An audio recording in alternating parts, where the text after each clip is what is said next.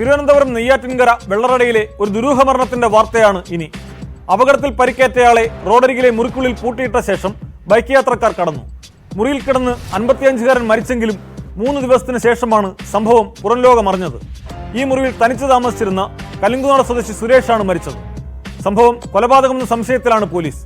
CCTV ദൃശ്യങ്ങളുടെ അടിസ്ഥാനത്തിൽ bike യാത്രക്കാർക്കായി അന്വേഷണം ഊർജിതമാക്കി.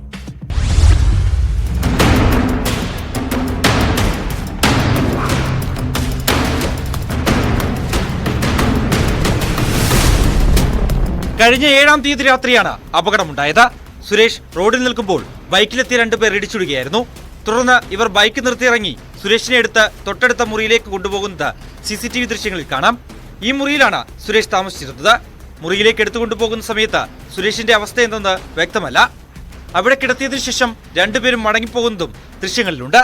കഴിഞ്ഞ ദിവസം ഉച്ചയോടെ മുറിയിൽ നിന്ന് ദുർഗന്ധം അനുഭവപ്പെട്ടതോടെ നാട്ടുകാർ ജനാലയിലൂടെ നോക്കിയപ്പോഴാണ് മൃതദേഹം അഴുകിയ നിലയിൽ കണ്ടത്.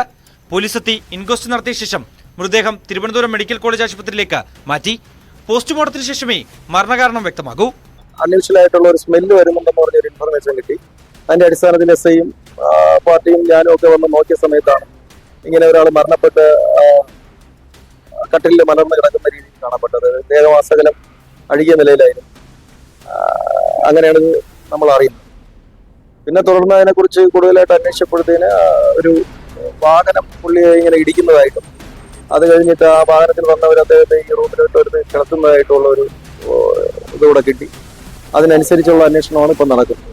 സുരേഷ് ഭാര്യയുമായി പിണങ്ങി ഒറ്റയ്ക്കായിരുന്നു താമസം. ഇവിടെയാണ് താമസിക്കുന്നതെന്ന് അറിയാവുന്നവരാണ് ബൈക്കിലെത്തിയതെന്ന് പോലീസ് സംശയിക്കുന്നു. കൊലപാതകമാകാനുള്ള സാധ്യതയും പോലീസ് തള്ളിക്കളയുന്നില്ല. യാദൃശ്ചികമായി ഉണ്ടായ അപകടമാണെങ്കിൽ എന്തുകൊണ്ടായിരിക്കാം ഇയാളെ മുറിക്കുള്ളിൽ പൂട്ടിയിട്ട് പോയതെന്ന കാര്യത്തിൽ വ്യക്തത വരാനുണ്ട്. സംഭവത്തിൽ പോലീസ് വിശദമായ അന്വേഷണം നടത്തിവരികയാണ്. സ്ഥിരം മദ്യപാനിയായിരുന്നു സുരേഷ് എന്ന് പോലീസ് പറയുന്നു. സുരേഷിനൊപ്പം മദ്യപിക്കാറുള്ളവരെയും ചോദ്യം ചെയ്തു വരികയാണ്. പോസ്റ്റ്മോർട്ടത്തിന് ശേഷം മൃതദേഹം ബന്ധുക്കൾക്ക് വിട്ടുനൽകും.